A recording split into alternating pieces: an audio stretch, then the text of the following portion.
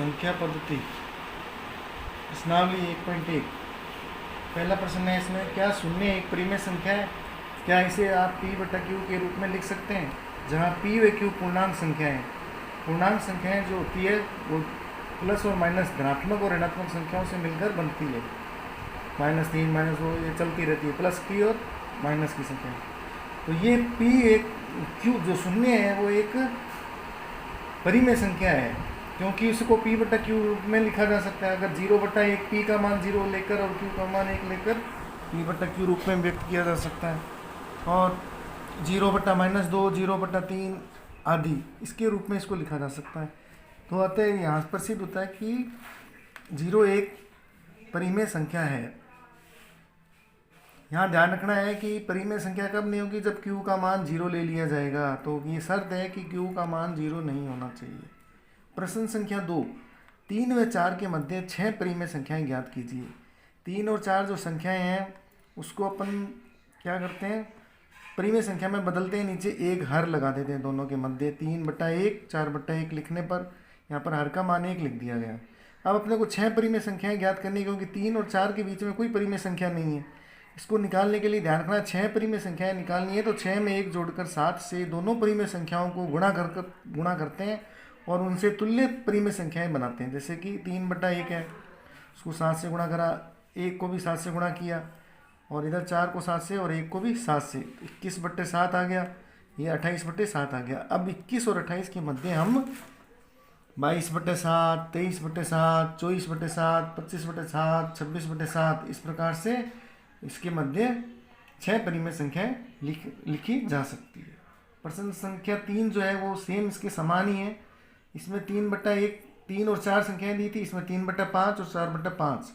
इसमें हर 1 था और यहाँ हर 5 है।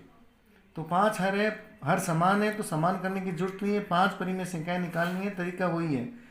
5 निकालनी है तो वही 5 + 1 = 6 से दोनों को गुणा कर तुल्य परिमेय संख्या निकालते हैं। तो 3/5 को भी 6 से गुणा कर दिया और 4/5 को भी 6 से।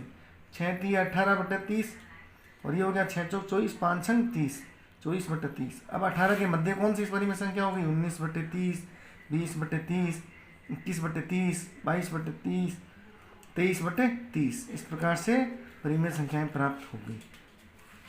प्रश्न संख्या 4 जो है इसमें अपने को बताना है कौन सा कथन सत्य है और कौन सा असत्य है, कारण सहित उत्तर देना है। पहला जो कथन है वो है, प्रत्येक प्राकृत संख्या एक पूर्ण संख्या होती है। तो प्राकृत संख्या हम जानते हैं कि n = 1 2 3 यहाँ से शुरू होती है। ये पूरा संग्रह जो होता है प्राकृत संख्याओं का होता है। इसी प्रकार पूर्ण संख्याओं का संग्रह जो w से व्यक्त करते हैं वो 0 1 2 3 4 होती है। तो हम देखते हैं कि इसने कहा है प्राकृत संख्या एक पूर्ण संख्या होती है। तो हमें दिखाई दे रहे हैं प्राकृत संख्या के प्रत्येक अवयव पूर्ण संख्या में स्थित हैं, यानी इसके प्रत्येक अवयव इसके अंदर बैठे। तो इसके प्रत्येक अवयव इसके अंदर हैं, तो इसका मतलब ये सत्य कथन है कि प्राकृत संख्या एक पूर्ण संख्या होती है।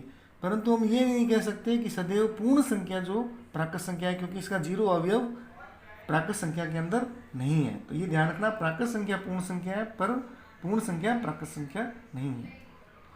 तो दूसरा प्रश्न है, कथन है प्रत्येक पूर्णांक एक पूर्ण संख्या होती है। अब पूर्णांक के बारे में हम जानते हैं, पूर्णांक जो होते हैं इंटीजर, यानी इसमें धनात्मक और ऋणात्मक संख्याएं सारी भी होती है, और पूर्ण संख्या में 0 से 1 2 3 4 अनंत तक संख्याएं होती है। तो पूर्णांक संख्या पूर्ण संख्या हो सकती है क्या? इसके सभी धनात्मक संख्याएं तो पूर्ण संख्याओं के अंदर स्थित होती है, परंतु इसकी जो पूर्णांक संख्याओं की ऋणात्मक संख्याएं जो होती है वो पूर्ण संख्याओं में स्थित नहीं है। अतः ये कथन भी क्या हो जाएगा, असत्य। ठीक है। तीसरा कथन है, प्रत्येक परिमेय संख्या पूर्ण संख्या होती है। प्रत्येक परिमेय संख्या पूर्ण संख्या हो सकती है क्या? 1/2 मैंने एक परिमेय संख्या लिखी, तो ये क्या पूर्ण संख्या है? पूर्ण संख्या हमें ध्यान है 0 1 2 3 होती है। तो 1/2 परिमेय संख्या तो है परंतु पूर्ण संख्या नहीं है। 3/2 भी क्या है, एक परिमेय संख्या है परंतु पूर्ण संख्या। इसी प्रकार बहुत सारी कई संख्याएं हैं, -5/7 ये परिमेय संख्याएं तो हैं परंतु पूर्ण संख्या नहीं है।